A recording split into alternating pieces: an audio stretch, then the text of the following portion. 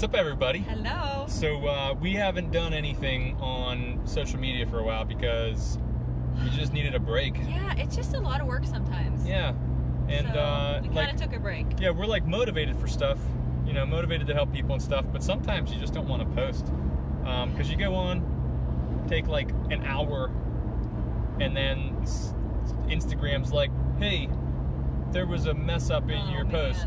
The worst. Which has happened multiple times this week. To both of us, where it just didn't post it. Yeah. And you spent so long, and yeah, you're just jaded. But anyways, yeah. Nice talking with you guys. So we're on our way to see our friend Jackson. We're on our way to see our friend Henry in Slippery Rock. Haven't seen him for a while, but we thought it'd be a great time to talk about ways to stay on track.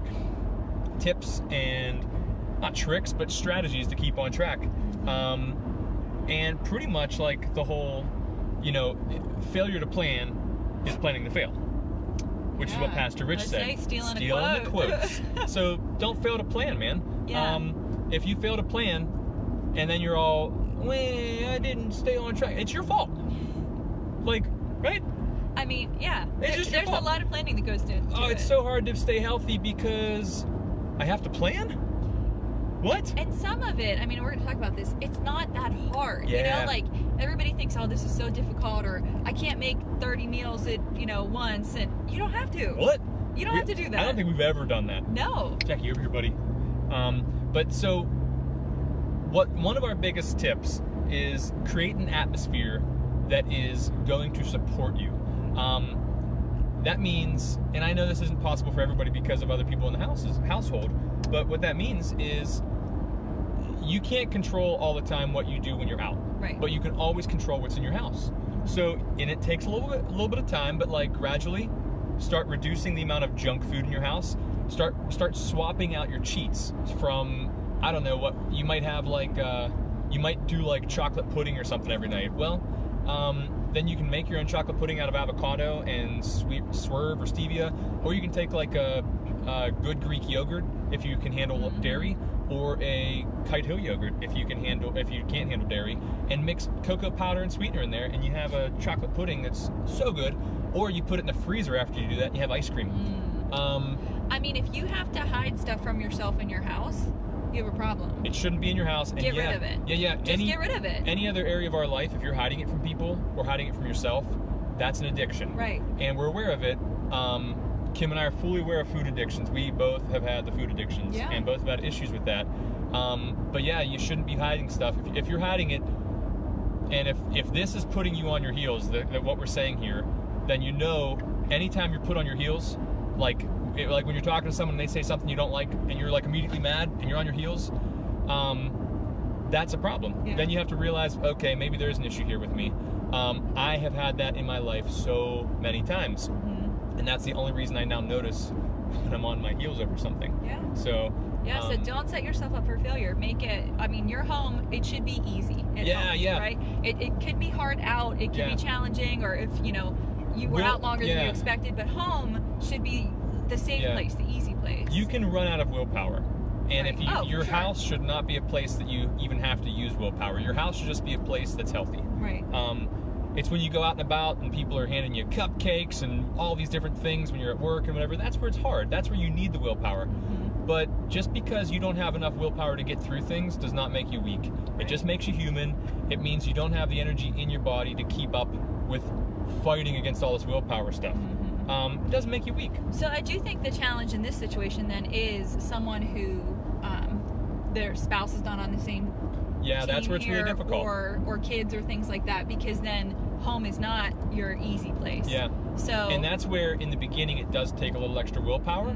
But like, man, in the beginning of doing something, it's really, you have more willpower. You're more excited about it. You have more energy. You want to do it. You want it to work. You want it to succeed. And for me and Kim, what happened with us was she would come home and I decided I was eating different one day. And because I found the Mark Sisson, and I was down with the Sisson and everything he had to say, because in like a 5-day period it made such a difference in my life. So I was not down. She didn't get it.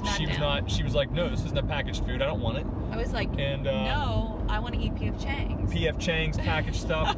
And so she there's a buffalo over there. It's living treasures. What? We just buffalo. Yeah, there we go. So with Kim, what I did, and this is not going to work for everybody. This could be a problem for some people, and I apologize if it is. I apologize for messing with the phone right now. But what I did for Kim was told her, like, she came home, she made this food.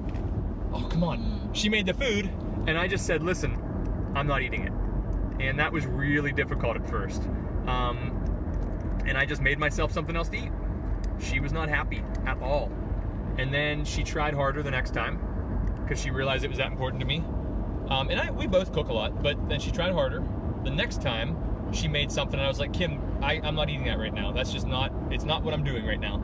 And she thought she had it right. So I still ate something else. Yeah. And she was like, all right, enough of that. You just tell me what and how I have to do these things. Yeah, I feel like I got on board relatively quickly. It was way quicker. Relatively quickly. But I think the whole point of that, and this is turning it into probably more of like a relationship kind of thing, but like, how important is this to the other person? Yeah. And at that point in time, I knew this really meant a lot to him. Phone. Our stand is not working. Yeah. And this was not something that he was willing to just do willy-nilly. Like, he was all in. I was all in, yeah. And if he was going to be all in, then I needed to be all in to support him. So, yeah. And again, I know that's... that too. Well, I mean, but I don't know if I ever thanked you for that. That's really awesome. Yeah, well, I mean, I also just wanted you to eat what I was making too, but... but it doesn't happen like that for everybody. Yeah. And sometimes it's more gradual. Yeah. Like, I think we were both, like, finally ready to be adults and like make significant changes in our life, so that had helped too. So it's all about where you are in the time and having grace with each other, but trying to support the other person and make it easier for them. Yeah. And also, like, if you're the one that cooks, if you make great tasting food, which I'm telling you, paleo primal food is amazing tasting. So like, good. If you make great tasting food, don't tell your spouse it's paleo or primal, or just They're not going to know that. I mean, honestly. It's like steak, sweet potatoes, vegetables, a crap ton of butter and sea salt. Tastes good every time. That's what I don't understand. Everyone's like, oh, I could never do that. I mean, literally, eat meat, like anything delicious meat with fat on it and sea salt, and then throw some vegetables in. We had a big family, so the only time I ate that way was when I went out to a restaurant. And I was like, Mom, can I get the steak? Right. And she was like, not this time. Like, you know, it was like, is it your birthday? No, you don't get the steak. I totally get that. But, like, that's how we eat every day. And people are, like... we don't always have steak. We have different types of meat, but we always have a real protein source. Right. And so we say this a million times about meal prep, but our meal prep is thawing food out. Thawing meat out. Yeah. Literally, before you go to work, throw some meat in some cold water and go. Yeah. And then when you get home, your meat is thawed. So our step one lasted way longer than we thought, but our step one would be to just make an atmosphere that works. And there's a whole lot. We, like you just saw, we can go into the variations of this. There's so many things. For 10 hours. But the second thing, especially when you're starting out, if you're hungry, eat.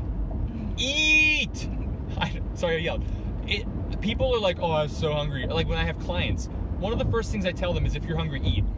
It's like that. They're like, no, he didn't say that. Well, because people associate diet with not eating. Yeah. Right? It's got to be burden. It's got to be painful or a burden. Don't do that.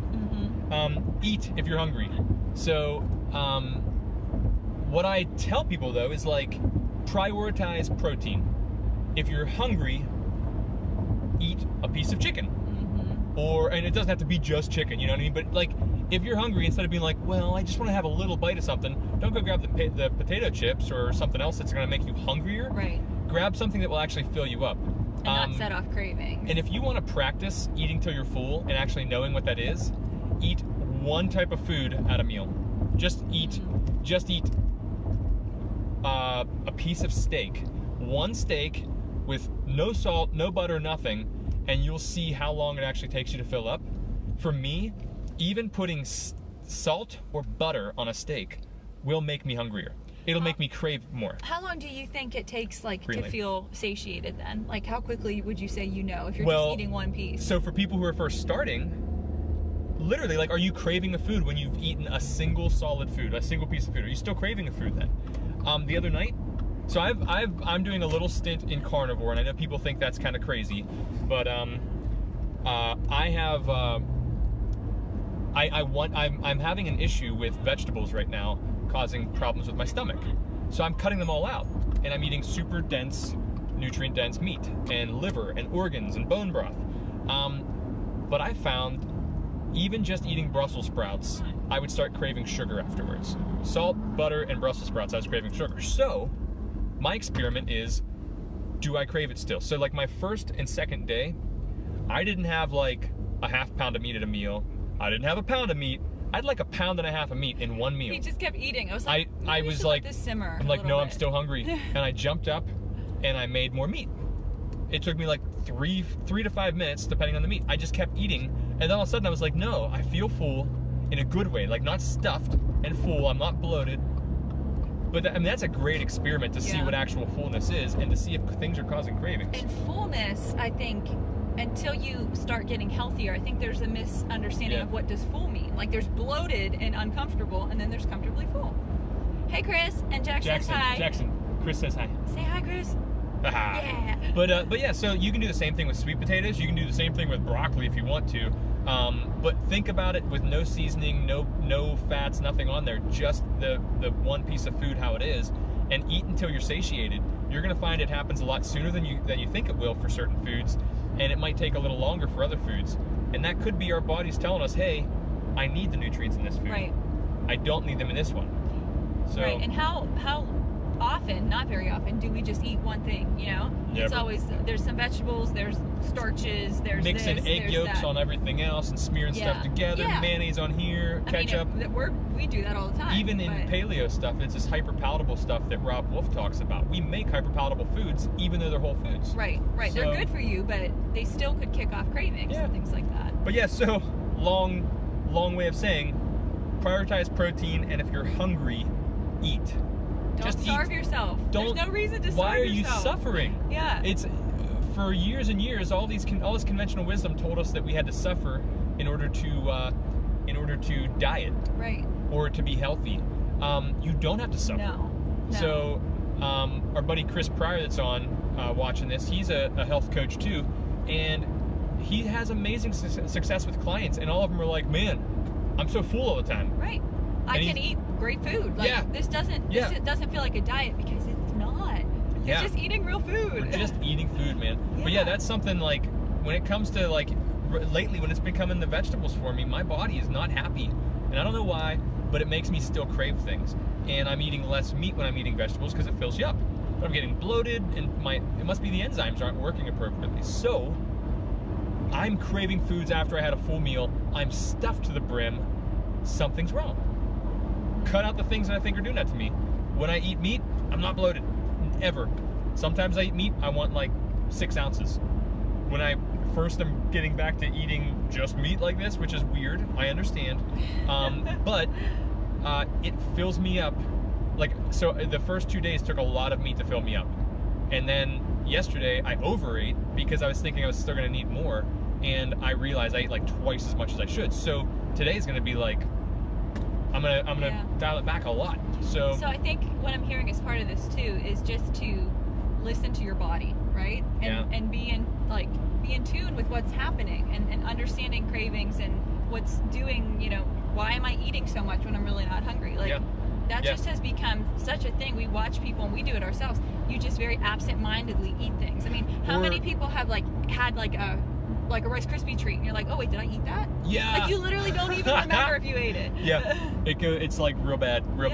And me, I love desserts. So no matter what, I crave desserts. And when I get it in my head that no, I just eat a dessert every night, then I eat it no matter how full I am. And that's not good for you, you know? Like, I'm overloading my body with energy and with nutrition that I don't need. That it's like, where does it go? Fat.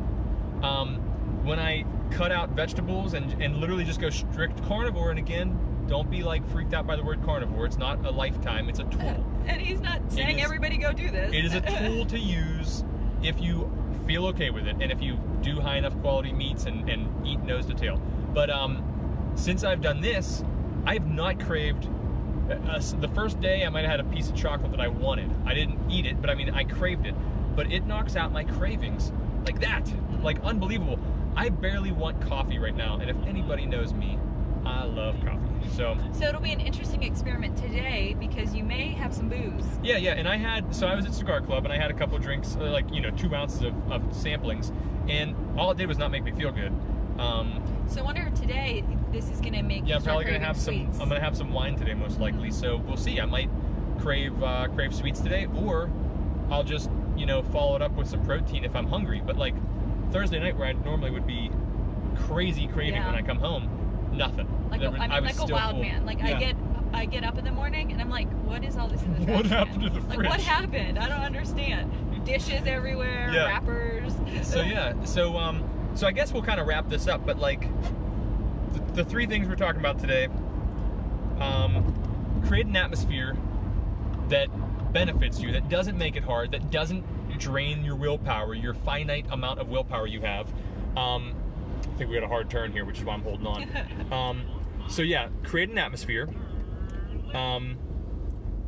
When you're hungry, eat. And prioritize protein, real whole food protein. If you're vegetarian or vegan, I don't really know too well how to help you on that one. There's a lot of people I can turn you towards. That's not my specialty, but I'm a believer that whole food proteins will fill you up like no other. I even find for me, I don't do as well with ground beef as I do with a piece of meat or a piece of organ. So lamb's been his jam lately.